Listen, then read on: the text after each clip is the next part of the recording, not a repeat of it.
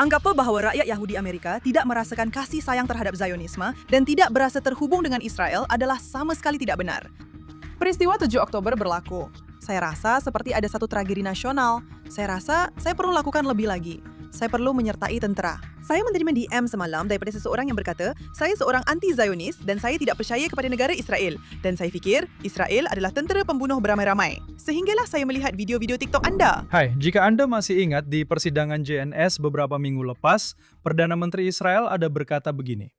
Saya berjanji kepada Anda bahwa kami juga akan berjuang dalam pertempuran menentang antisemitisme di seluruh dunia. Kami juga akan berjuang di barisan ke-8. Pertempuran menentang usaha menafikan legitimasi kami. Pertempuran menentang fitnah yang ditujukan kepada bangsa Yahudi. Tetapi saya meminta Anda, orang Yahudi Amerika dan orang Yahudi diaspora, untuk melakukan satu perkara. Berdiri teguh, jangan tunduk, jangan takut, lawan balik, karena orang hanya akan menghormati kita jika kita menghormati diri sendiri. Dan apabila mereka melemparkan fitnah kepada kita, balaslah dengan kebenaran. Pertahankan kebenaran, pertahankan Israel, pertahankan orang Yahudi, pertahankan masa depan Yahudi. Mendengar apa yang dikatakan oleh Perdana Menteri, saya percaya adalah penting untuk menarik perhatian Anda bahwa ada mereka yang sedang berjuang di barisan ke-7 itu, yaitu barisan maklumat atau barisan ke-8, barisan maklumat. Tetapi kami juga mempunyai satu perkara lagi di Israel minggu ini yang saya sentuh dalam podcast terbaru saya. Dan itu adalah hakikat bahwa Rahm Emanuel berada di sini dan kononnya bercakap bagi pihak Yahudi Amerika yang katanya menyokong Mamdani lebih daripada mereka menyokong Perdana Menteri Israel. Masalah saya dengan perkara itu sangat mudah. Kebanyakan Yahudi Amerika tidak seperti Yahudi New York. Dan bahkan Yahudi New York sendiri pun tidak begitu mewakili apa yang dirasakan oleh Yahudi di Amerika Syarikat. Karena apa yang kita lihat di sini di Israel ialah ramai Yahudi Amerika datang ke sini, melawat tetapi juga menghantar anak-anak mereka ke sini untuk berkhidmat dalam pasukan pertahanan Israel dan berjuang bagi pihak Israel. Dan itu bukan sesuatu yang kami anggap remeh. Dan saya rasa itu lebih menunjukkan apa yang sebenarnya dirasakan oleh Yahudi Amerika terhadap negara Israel. Jadi, untuk kedua-dua tujuan ini, saya pikir saya akan memperkenalkan Anda kepada seorang wanita muda yang mungkin ramai antara Anda sudah pun mengikuti. Yang saya temui kira-kira 3 tahun lalu apabila perang meletus. Dengan hantaran beliau di sini di Israel di media sosial tentang kedatangannya ke Israel hanya seminggu sebelum perang dan bagaimana perasaannya berada dalam IDF sepanjang beberapa tahun itu. Jadi bersama saya hari ini ialah Golda Dafna, seorang warga Israel, seorang Amerika yang berhijrah ke Israel. Seperti yang saya katakan, seminggu sebelum perang, tinggal di Baitul Maqdis dan meminta Anda untuk datang dan sertai kami. Juga, bukan sebagai seorang askar IDF, tetapi juga sebagai seorang pejuang di barisan hadapan maklumat. Jadi Golda, terima kasih kerana menyertai kami hari ini. Terima kasih kerana menjemput saya. Jadi apa yang membuatkan awak datang ke Israel pada hari itu? Sebenarnya, saya rasa tanggapan bahwa rakyat Amerika Yahudi tidak merasai kasih sayang terhadap Zionisme dan tidak berasa terhubung dengan Israel adalah sama sekali tidak benar. Saya rasa sepanjang hidup saya memang merasakan satu ikatan dengan Israel.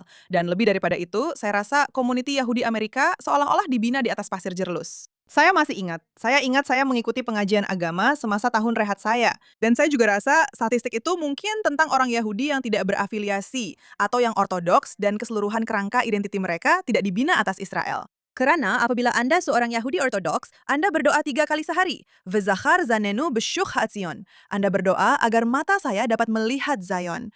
Zion, jadi itu menjadikan Anda seorang Zionis. Jadi bagaimana seorang boleh berdoa begitu 3 kali sehari dan tidak memikirkan tentang Zion?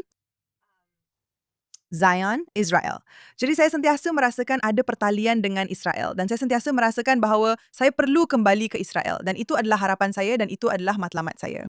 Dan kemudian apabila saya masuk ke kolej sekular dan apabila saya pergi ke Columbia selepas tahun rehat saya sebenarnya menulis sebuah puisi. Hari pertama saya di Hillel yang dipanggil The Ivy League Vines Are Choking Me. Mengenai bagaimana saya sangat takut bahwa saya tidak akan kembali ke Israel. Bahwa saya akan jatuh cinta dengan mengejar dunia akademia dan prestige. Dan lupa bahwa saya sebenarnya berada di dalam lumpur jerlus. Dan saya rasa itu memang berlaku kepada ramai orang Yahudi Amerika. Saya rasa ramai orang memang terpesona dengan kemewahan diaspora. Dan Anda tahu, tidak perlu menghidupkan pemanas air dan mempunyai mesin pengering di setiap apartemen dan rumah. Tetapi saya rasa mereka tidak melakukannya tanpa mengetahui bahwa mereka ingin kembali ke Israel suatu hari nanti. Mereka sentiasa berkata, dalam dunia yang ideal. Dalam dunia yang ideal. kita berada dalam dunia yang ideal.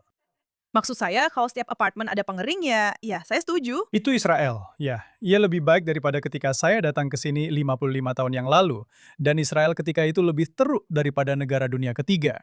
Dan hari ini saya melihat ia berkembang dan menjadi seperti sekarang. Dan bagaimana ia menarik minat orang Yahudi Amerika yang lebih muda dan orang Yahudi muda di seluruh dunia.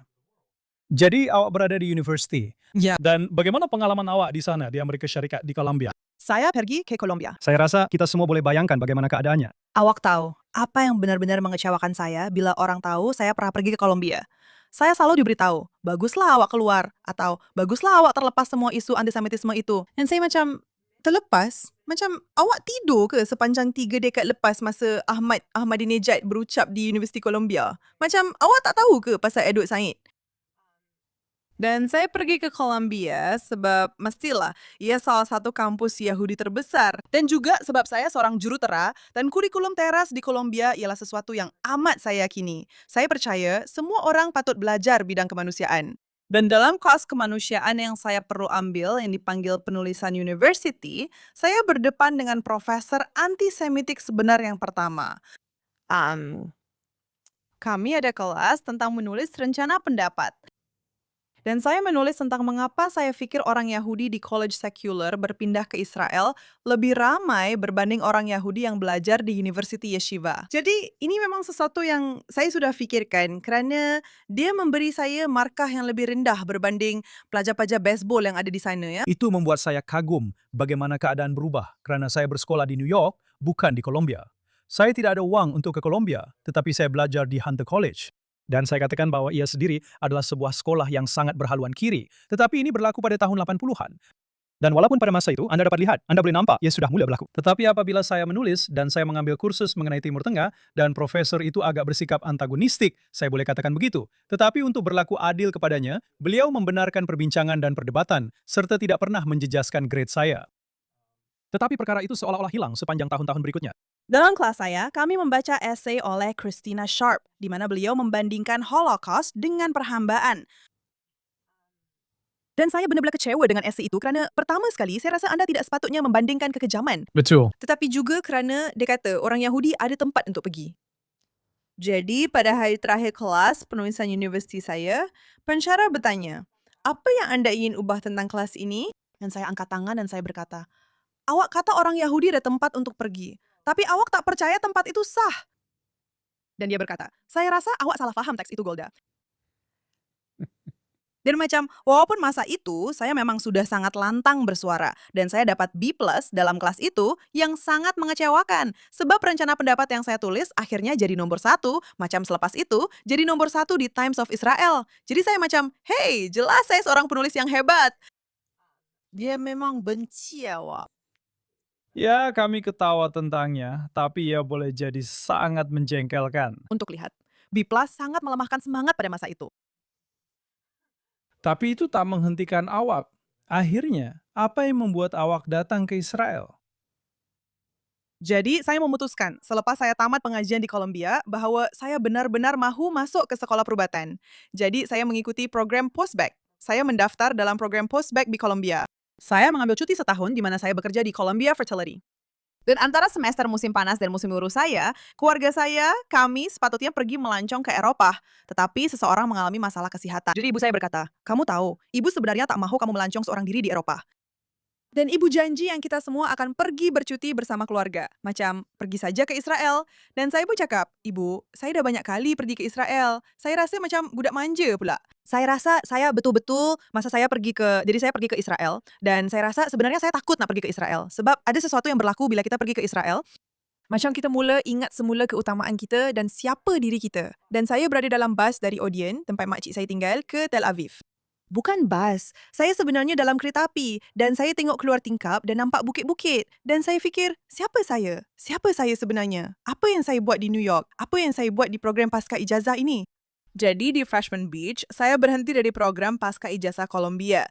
Dan saya putuskan untuk mengemas seluruh apartemen saya di New York City dalam masa sebulan dan berpindah ke Tel Aviv. Ya, memang menakjubkan awak cakap macam tu. Sebab ia mengingatkan saya masa saya masih budak, ibu bapa saya berhijrah ke sini. Saya berumur 10 tahun waktu tu. Jadi, saya memang masih budak. Tapi hubungan dengan Israel tuh saya ingat saya rasa sesuatu yang serupa dengan apa yang awak cakap tadi. Bila saya nampak tembok-tembok kota lama. Dan saya cuba cakap, ini masa saya masih budak. Hebat awak boleh buat kaitan tu sebab saya tak pernah terfikir tentangnya sampai awak sebut tadi, saya terus teringat saat saya rasa dekat dengan tempat ini. Ia berlaku setahun atau 2 tahun selepas kami berpindah ke sini. Tapi tiba-tiba, ia jadi bermakna untuk saya. Memang menakjubkan bagaimana perkara kecil macam ni boleh memberi kesan kepada kita. Saya ingat saya balik ke tempat saya, lepas tu saya ada Airbnb di Tel Aviv. Dan saya ingat saya balik tapi tak dapat masuk ke Airbnb saya. Masa tu saya tengah FaceTime dengan kawan baik saya dan saya rasa saya perlu berhijrah ke Israel. Macam sebelum tu saya fikir, apa yang saya buat ni? Masa tu saya tengah pegang sekotak anggur, saya tengah telefon pemilik Airbnb tu. Dia tak benarkan saya masuk. Saya duduk atas lantai dan dia telefon saya, dia kata sebab saya mabuk. Tapi saya cakap, saya tak mabuk pun. Saya janji, saya tak minum apa-apa pun. Masa tu memang rasa macam, dan walaupun dalam saat tu bila saya kena marah dalam bahasa Inggeris yang tunggang langgang, saya tetap tak dapat masuk ke Airbnb saya. Walaupun saya baru beli anggur yang mahal sangat di Ampom, saya tetap rasa inilah rumah saya. Saya memang tak nak tinggalkan tempat ni. Pada saat yang paling teruk pun, awak tetap rasa lebih baik di sini, di Israel, berbanding mana-mana tempat lain di dunia. Ya, juga bila berjalan di jalan-jalan Tel Aviv, saya pernah tinggal di Upper West Side di New York. Saya belajar di Columbia dan memang bahaya sangat. Seperti di Upper West, jenayah di New York memang tinggi. Sebagai seorang perempuan, Anda tak boleh berjalan seorang diri di jalan-jalan waktu malam di New York City. Tapi di Tel Aviv, Anda rasa betul-betul selamat. Ia satu realiti yang sangat berbeza. Jadi datang ke sini dan berpindah ke Israel membuat aliyah itu satu perkara. Anda bukan sekadar memilih jalan yang mudah. Anda memutuskan untuk menyertai IDF dan Anda belum berumur 18 tahun ketika itu. Tidak, itu memang sangat sukar. Itu sangat-sangat mencabar. Pertama sekali, saya rasa sangat-sangat bertuah kerana media sosial saya membuatkan gadis-gadis setiap hari datang kepada saya dan berkata, saya mendaftar kerana awak. Maksud saya akan keluar kerana awak. Betul ke? Setiap minggu sekurang-kurangnya sekali. Dan DM saya sentiasa penuh dengan soalan tentang tentera. Saya rasa bersalah, tapi saya bukanlah seorang yang kuat. Jadi, saya tidak begitu bersedia untuk menjawab semua soalan orang. Tapi rancangan asalnya adalah untuk buat pengajian lanjutan saya dengan universiti terbuka. Saya ada bercakap dengan Ben Gurion dan saya tanya, macam mana saya nak masuk sekolah perubatan? Itu masih lagi rancangan saya. Tapi kemudian 7 Oktober berlaku dan kelas-kelas dibatalkan. Saya rasa macam saya tak buat cukup. Saya masih ingat saya berada di Eliezer Kaplan, masa bulan Oktober atau awal November, masa protes untuk pembebasan tebusan dan keluarga-keluarga tebusan masih berada di Eliezer Kaplan. Dan saya rasa, macam mana saya boleh tolong? Tolonglah. Saya ada dalam kumpulan sembang sukarelawan di mana kami biasa angkat kerusi ke ruang bawah tanah di Majsan. Saya fikir, macam mana saya boleh tolong? Ada seseorang kata, ambil reben kuning dan ikat pada kereta. Saya pun berjalan di lebuh raya di Tel Aviv dan saya ikat reben tu. Tapi saya fikir, macam mana ini boleh membantu? Ada orang kata, sebab keluarga-keluarga tu akan nampak dan tahu mereka tak bersendirian. Dan saya rasa macam ada satu tragedi negara yang besar. Dan apa yang saya buat? Saya rasa saya perlu buat lebih lagi. Saya perlu sertai tentera. Jadi, saya mula telefon TUF saya setiap hari. Saya kata, saya perlu sertai tentera. Saya perlu sertai tentera. Saya perlu sertai tentera. Dan saya jumpa satu unit di mana saya seorang jurutera bioperubatan, di mana saya boleh jadi jurutera bioperubatan, di mana mereka tak ada bahagian teknikal, iaitu tempat untuk pegawai. Yang sepatutnya saya masuk sebab saya ada ijazah. Tapi semuanya berjalan lancar sebab tempoh perkhidmatan saya taklah selama yang mungkin, iaitu seperti... Itu yang orang tak faham. Ia bukan perkara luar biasa, tapi ia jadi luar biasa bila Anda dah sedikit berumur. Sebab biasanya kami masuk macam saya pada umur 18 tahun. Dan saya sertai pasukan payung terjun. Dan banyak keputusan ini dipengaruhi oleh Yoni Netanyahu yang membuatkan saya putuskan untuk berkhidmat demi negara Israel. Dan ada juga seorang warga Amerika yang datang ke sana. Saya percaya dia berumur 26 tahun pada masa itu. Hampir 10 tahun, 8 tahun lebih tua daripada kami semua. Kami masih budak-budak, dia lebih matang, dia ada ijazah, dia ada segalanya. Anda mungkin tahu siapa dia ini. Namanya ialah Dr. Michael Oren, bekas duta, bekas menteri dalam kerajaan Israel. Mike dan saya adalah rakan seperjuangan dalam pasukan payung terjun. Tiada hubungan yang lebih rapat daripada itu. Tetapi apabila dia datang, saya sentiasa teringat daripada pengalamannya betapa sukarnya bukan sahaja berada di negara asing yang sepenuhnya, tetapi juga kerana sedikit lebih tua. Jadi, pada masa itu, awak memikul kedua-dua perkara ini serentak. Ia juga seperti, saya mempunyai komander terbaik di dunia. Tetapi kerana dia juga seorang oleh dan dia benar-benar faham perkara ini. Ia juga merupakan masa yang sangat mengganggu emosi sebagai seorang wanita, sebagai seorang olah, sebagai seorang Yahudi. Saya masih ingat ketika masa paling sukar adalah latihan asas. Saya agak menjadi seorang pemimpin semasa latihan asas. Saya dikelilingi oleh gadis-gadis berumur 18 dan 19 tahun. Dan semasa kami dalam latihan asas, pada giliran berkawal pertama kami, ia sangat sukar. Mereka akan bangun 2 jam lebih awal untuk bersolek. Mereka akan mengadu dan menangis. Ia memang seperti, saya tak pernah faham rancangan realiti. Yang saya ketawa, tidak. Saya tak pernah faham rancangan realiti dan macam mana orang boleh bertindak begitu pelik dan terpengaruh dengan persekitaran mereka sehinggalah saya mula bersikap seperti gadis berumur 18 atau 19 tahun. Dan saya pun macam, apa yang sedang berlaku? Saya asyik menangis sepanjang masa. Saya rasa tahap kematangan saya menurun dengan sangat ketara. Tapi semasa Shmira pertama kami, pada masa yang sama, mereka keluarkan video-video gadis-gadis Nahal O yang diculik. Dan semua gadis sedang menontonnya dan menjadi terkesan. Akhirnya saya bercakap dengan Samal. Saya rasa masa itu dan saya pun cakap, awak kena beri ucapan. Awak kena beritahu gadis-gadis ini bahawa ini adalah bahan yang boleh mencetuskan trauma. Mereka boleh dapat PTSD jika menontonnya. Dan saya telah banyak mengubah perbualan itu. Dan saya perhatikan bagaimana saya menjadi seperti mentor dalam perbualan tentang, awak tahu, askar wanita dan menjaga kesihatan mental mereka. Sebab saya masih ingat masa di Shmira yang agak kelakar. Saya berada di Mahane Shmonim, tapi saya ingat sebab kami baru sahaja menonton video-video gadis-gadis yang diculik, kami semua berjaga-jaga. Jadi setiap bunyi, saya akan terkejut dan begitu juga dengan setiap gadis lain. Jadi perkhidmatan tentera saya sangatlah mencabar kerana saya rasa sebagai sebuah negara, kami semua sedang mengalami trauma, bukan trauma selepas kejadian, tapi trauma yang sedang berlaku. Dan saya rasa kapasiti saya untuk menghadapi semua itu juga jauh lebih rendah. Dan saya rasa sangat bertuah kerana dalam unit saya di tentera, saya mempunyai seorang komander yang merupakan seorang oleh. Dia lebih tua daripada saya dan dia seperti abang kepada saya.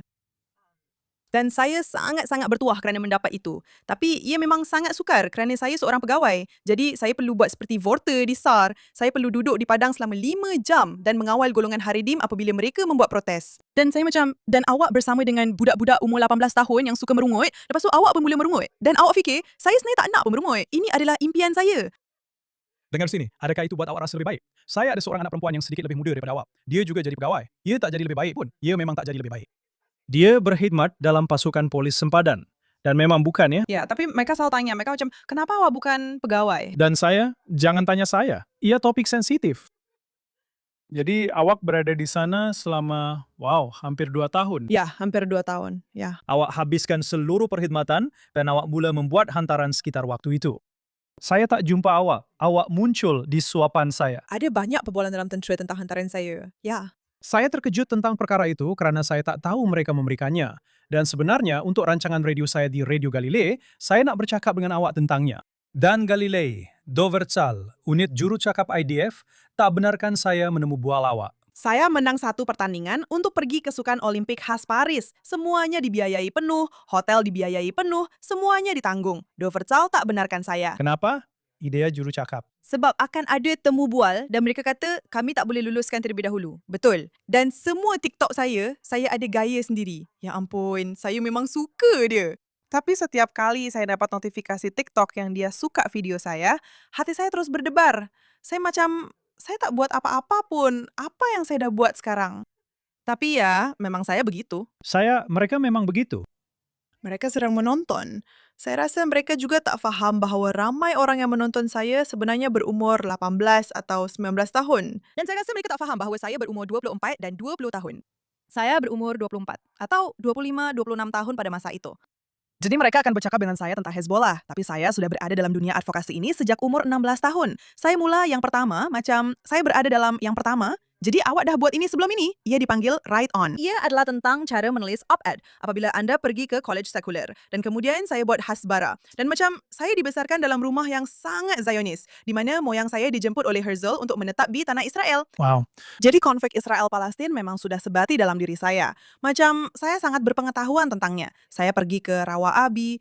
Saya tahu tentang kawasan A, B, dan C. Jadi, Doverzal macam kebanyakan. Orang Israel tak tahu. Ya, mereka macam mempertikaikan saya. Dan saya belajar di Columbia. Dan saya rasa Hasbara bukan tentang terowong yang berukuran 4 meter kali 6 meter. Hasbara tu macam, saya dapat DM semalam daripada seseorang yang kata, saya anti-Zionis dan saya tak percaya pada negara Israel. Dan saya fikir, Israel adalah tentera pembunuh beramai-ramai. Sehingga saya tengok TikTok awak. Betul ke? Dan ia tak masuk akal bagi saya sebab awak kata awak dalam kor perubatan dan awak kata awak selamatkan nyawa. Dan saya macam, tapi dia bukan bunuh kanak-kanak. Jadi, Hasbara bukanlah, awak tahu, infografik ini atau macam pegang mikrofon dan saya memang tak suka perkataan Hasbara. Kita macam satu-satunya orang yang rasa perlu. Terjemahan perkataan itu ke dalam bahasa Inggris ialah untuk menerangkan diri sendiri. Kita satu-satunya orang yang rasa perlu untuk menerangkan diri sendiri, bukannya memberi maklumat dan berjuang dalam pertempuran itu. Atau mungkin langsung bukan tentang memberi maklumat. Mungkin ia hanya tentang memberi ruang kepada suara-suara yang sudah ada di Israel, menunjukkan pengalaman mereka. Penjelasan itu. Saya rasa Hasbara yang terbaik ialah, Anda tahu, kadang-kadang orang rasa terganggu. Mereka kata, kenapa dia asyik cakap pasal bekas teman lelaki dia lagi? Tapi sejujurnya, Hasbara yang terbaik ialah Hasbara yang langsung tidak cuba menjadi Hasbara. Ia hanyalah seorang gadis yang hanya menjadi dirinya sendiri. Anda tahu, seseorang yang pada akhirnya, seorang gadis dari Iran berkata kepada saya, Anda tahu, saya benar-benar terluka. Dia hantar DM kepada saya di TikTok, komen di TikTok saya, DM saya di Instagram. Dia kata, Anda tahu tak, saya tak percaya awak. Saya benar-benar terluka kerana awak berani bercakap tentang Iran. Dan saya tahu bahawa awak pernah berada dalam IDF dan kamu semua tidak suka rakyat Palestin. Dan saya macam, dan dia kata, saya seorang yang terselamat daripada Didi. Dia kata, awak tahu, dia mula berkongsi butiran peribadi yang dia kaitkan dengan cerita saya. Dan saya macam, awak tahu tak, jom kita buat panggilan. Dan sebenarnya, saya berbual dengan dia melalui panggilan selama berjam-jam. Dan saya terangkan kepada dia, sebagai seorang rakyat Israel, sebagai seorang wanita Yahudi, bagaimana saya berhubung dengan masyarakat, di mana pengislaman paksa terhadap masyarakat mereka, penaklukan Islam ke atas masyarakat mereka, keinginan untuk mengubah bahasa dan budaya mereka. Awak tahu, ia sangat serupa seperti meletakkan Masjid Al-Aqsa di atas kuil kami. Dan itu adalah contoh yang sempurna. Dan bagaimana wanita ditindas dan ditekan, sama sekali bukan nilai dalam agama Yahudi. Dan kami berjanji kepada rakyat Iran bahawa kami akan membebaskan mereka. Dan saya bercakap dengannya tentang perkara ini. Dan saya telah mengubah fikirannya. Dan kerana dia tahu kisah saya, dia tahu siapa saya sebenarnya. Jadi pada akhirnya, ia bukan tentang perkara-perkara ini. Video propaganda ini, ia bukan tentang membawa orang ke pusat pembungkusan bantuan ini. Ia bukan tentang membawa orang ke sempadan. Tiada siapa peduli. Orang mahu tahu siapa Golda. Siapa dia? Siapa sebenarnya seorang askar Israel. Jadi, wujudkanlah hubungan itu, hubungan pribadi. Dan saya lakukan ini ketika saya bekerja untuk kerajaan dalam bidang diplomasi awam, seperti yang kami panggil. Saya kata pada masa itu, kerajaan perlu berundur selangkah dan biarkan orang awam. Dan sekarang Anda mempunyai pilihan untuk melakukannya, yang Anda tidak ada selama bertahun-tahun. Sekarang, setiap orang hanya menceritakan kisah pribadi mereka. Ia menjadi lebih pribadi, ia menjadi lebih manusiawi, dan lebih mudah difahami. Dan apabila mereka melihat ini, kerana apa yang propaganda anti-Israel cuba lakukan, ialah melukis gambaran ini, gambaran umum bahawa kita semua sama sahaja, pembunuh Zionis, dan membuat generalisasi. Dan apabila Anda memecahkan perkara itu dengan cara yang mudah, saya bukan kata cuba meyakinkan seseorang yang benar-benar antisemit atau pembenci Yahudi. Bercakap tentang orang yang benar-benar ingin tahu, seperti wanita Iran itu, jika mereka ada masa, Anda akan dapat menyentuh mereka melalui kisah pribadi dan bukannya melalui teks propaganda. Jadi Anda membuktikannya dengan melakukan perkara mudah itu. Dan saya harap saya will lakukan lebih lagi. Anda tahu, seperti yang saya beritahu Anda tentang podcast ini, saya ingin katakan bahwa unit saya telah melakukan begitu banyak perkara luar biasa dalam perang ini. Dan saya benar-benar ingin berkongsi tentangnya. Tetapi saya tak dapat kerana saya tak boleh menjadi wakil unit saya. Tetapi kami telah menyelamatkan dianggarkan 400 askar dalam perang pedang besi. Dengan Anda tahu, memindahkan unit darah penuh. Dan saya, dan unit saya, maksud saya sendiri bertanggung jawab terhadap eksperimen berkaitan isu rantaian bekalan untuk menghantar unit-unit darah ini ke medan pertempuran. Dan itu termasuk, Anda tahu, peralatan perubatan untuk rakyat Gaza. Dan saya sangat ingin mengatakan perkara itu. Tetapi seperti tangan saya terikat. Jadi maksud Anda. Sekarang, tetapi selain daripada itu, mengenai perkara yang Anda sebutkan tadi, apabila Anda kata Anda memberikannya kepada rakyat Gaza, salah satu perkara yang sedang dilakukan oleh unit perubatan Israel yang pergi ke Venezuela sekarang, ialah menggunakan perkara yang sama yang telah kami pelajari. Bukan saja pada bencana yang berlaku di sini, tetapi juga di medan perang. Mereka mengaplikasikannya untuk keperluan orang awam dan membantu serta menyelamatkan nyawa rakyat Venezuela. Dan itu memang sangat menarik bagi saya. Kerana kadang-kadang kita seperti hanya satu bahagian kecil dalam sebuah mesin dan kita tidak benar-benar melihat kesan selepasnya. Itu memang sangat menarik kerana saya adalah sebahagian daripada unit yang menjadi satu bahagian kecil dalam mesin untuk menyelamatkan nyawa. Dan saya rasa saya akan jadi emosional. Ia seperti memang sangat menarik kerana eksperimen yang saya lakukan telah memudahkan satu proses di mana renjatan hemostatik kurang menjadi faktor dalam rawatan di hospital. Dan saya rasa itu memang luar biasa. Perkara-perkara ini digunakan di hospital-hospital di seluruh dunia. Orang yang dilatih di Israel, mereka berkongsi maklumat itu. Kami tidak menyimpannya untuk diri sendiri. Ramai orang tidak mengetahui hal itu. Atau mereka kata, apa yang mereka dapat daripada Israel? Jadi malangnya, kami berada dalam situasi yang sangat sukar di sini. Tetapi kami terima itu. Dan seperti segala-galanya dalam hidup dan dalam sejarah kami mengubahnya menjadi sesuatu yang produktif dan sesuatu yang menguatkan bukan saja kami, tetapi juga kemanusiaan di seluruh dunia.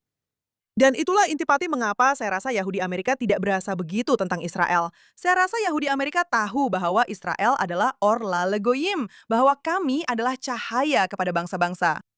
Dan saya rasa sesiapa yang berpikir sebaliknya sebenarnya tidak menyedari realiti sebenar tentang bagaimana perasaan orang Yahudi. Kita boleh berbincang tentang perkara ini selama berjam-jam, tetapi saya rasa kita sudah menyentuh banyak isu penting. Ada apa-apa pemikiran terakhir daripada Anda? Saya rasa saya sangat bertuah. Semasa saya dalam tentera, unit TikTok menawarkan saya untuk menyertai unit mereka. Dan saya masih ingat orang yang saya sedang berkencan pada masa itu kerana dia sangat elit dalam tentera. Dia berada dalam unit tempur yang sangat elit. Sebenarnya dia memang melakukan perkara yang luar biasa. Saya doakan yang terbaik untuk dia. Tapi dia berkata kepada saya, awak tak patut berada dalam unit TikTok. Awak perlu gunakan ijazah awak. Awak akan menyelamatkan lebih banyak nyawa. Dan saya memang rasa sangat terganggu sebab ia bukan sentiasa menyeronokkan. Dan unit TikTok memang lebih seronok. Jujurlah, kami memang berseronok. Apa yang dibuat dengan TikTok? Saya tak rasa seronok pun. Saya menulis laporan, balik lewat. Saya dan komandan saya pergi ke utara. Cuaca panas dan kami berada dalam kenderaan pengangkut tentera. Memang tak seronok langsung. Tapi saya sangat gembira dengan impak yang saya dapat buat melalui media sosial saya semasa berada dalam unit itu. Sebab saya bukan jurucakap rasmi IDF dan saya juga bukan dalam bidang tentera yang berkaitan propaganda.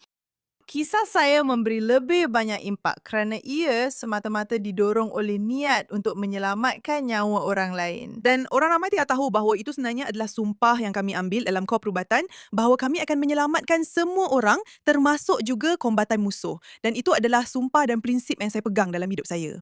Saya percaya bahawa negara ini dibina atas integriti, menjadi orla gaim, cahaya kepada bangsa-bangsa lain dan tentang mewujudkan sistem yang membolehkan kita membantu memperbaiki dan menyelamatkan seramai mungkin orang. Saya tahu itu daripada pengalaman saya sendiri di medan perang. Dan anak lelaki saya juga seorang anggota payung terjun. Dan dia adalah seorang medik dalam pasukan payung terjun. Dan saya tahu bahawa dia apabila dia merawat, bukan saja rakan-rakan dan saudara seperjuangannya, tetapi juga orang dari pihak musuh. Mereka memang wajib melakukan itu, dan orang ramai tidak tahu perkara-perkara ini. Mereka hanya mereka-reka cerita tentangnya, tetapi kita berdua tahu ini dari kehidupan pribadi dan pengalaman pribadi kita. Dan itulah sebabnya sangat penting untuk berkongsi perkara-perkara itu. Golda, yang juga penting menarik bahawa awak, tetapi itu satu perkara yang lain. Saya tak percaya kita tak bercakap tentangnya. Golda Daphna, kita tak bercakap tentangnya. Nama keluarga saya ialah Daphna. Ya. Tapi orang ingat itu nama tengah saya. Itu nama keluarga saya. Itu nama sah saya yang berdaftar secara rasmi. Nama sah awak yang berdaftar secara rasmi, tapi gold ialah nama yang sangat penting. Ia bermakna emas.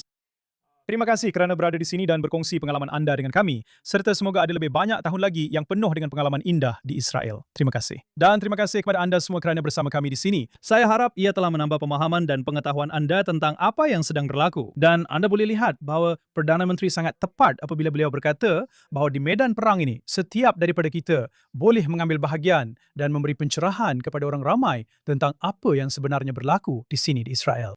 Saya Daniel Simon, terima kasih kerana bersama saya. Saya akan bersama anda lagi minggu hadapan.